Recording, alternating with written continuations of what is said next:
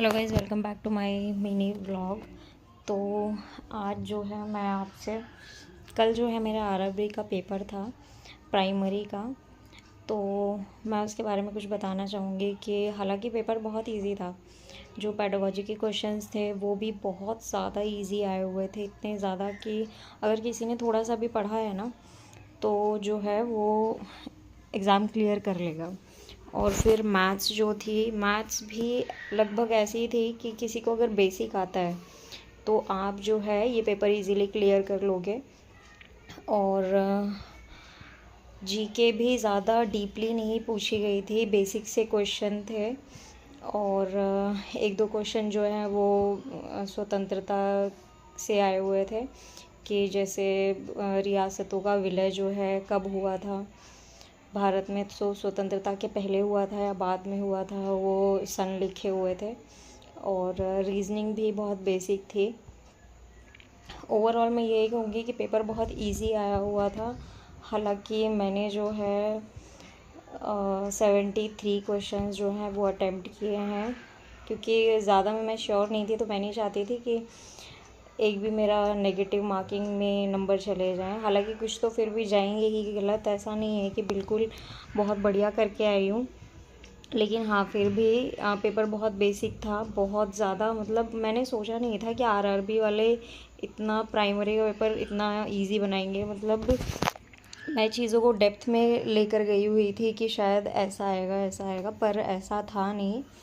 और बाकी जो क्वेश्चंस थे वो सिगमंड फ्रॉइड से ज़्यादा आए हुए थे। मतलब लगभग 3 से 4 क्वेश्चंस जो है वो सिगमंड फ्रॉइड से आए हुए थे।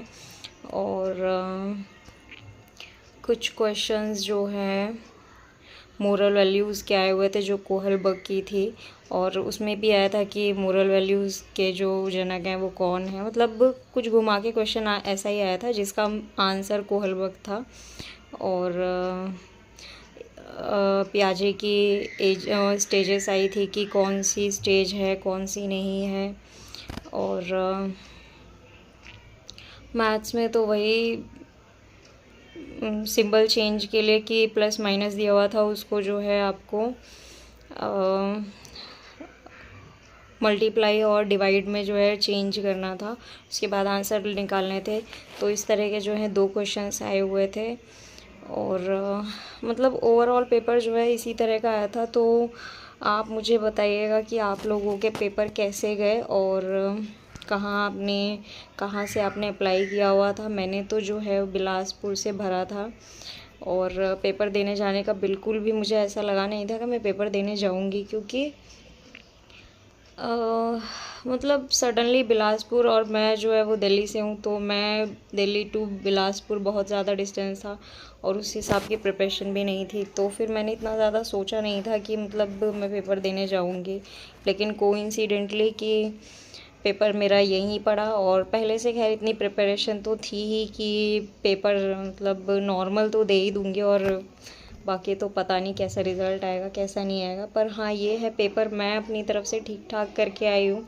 बाकी कट ऑफ कम डाउन जाती है या हाई जाती है, वो तो डिपेंड करता है कि पेपर का लेवल किस तरह का था। हालांकि मेरे हिसाब से तो नॉर्मल था, आता मुझे कुछ भी नहीं था, लेकिन फिर भी कॉन्फिडेंस देख रहे हो आपकी, मतलब पेपर ठीक ठाक था। मतलब अगर आपने थोड़ी सी भी अच्छे से प्रिपरेशन की है तो आप क्लियर कर जाओगे, ठीक है।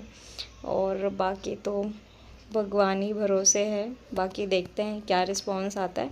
लेकिन आप अपने अपने एक्सपीरियंस ज़रूर शेयर कीजिए ताकि लोगों को पता चल सके। सो मिलते हैं अगले ब्लॉग में, बाय।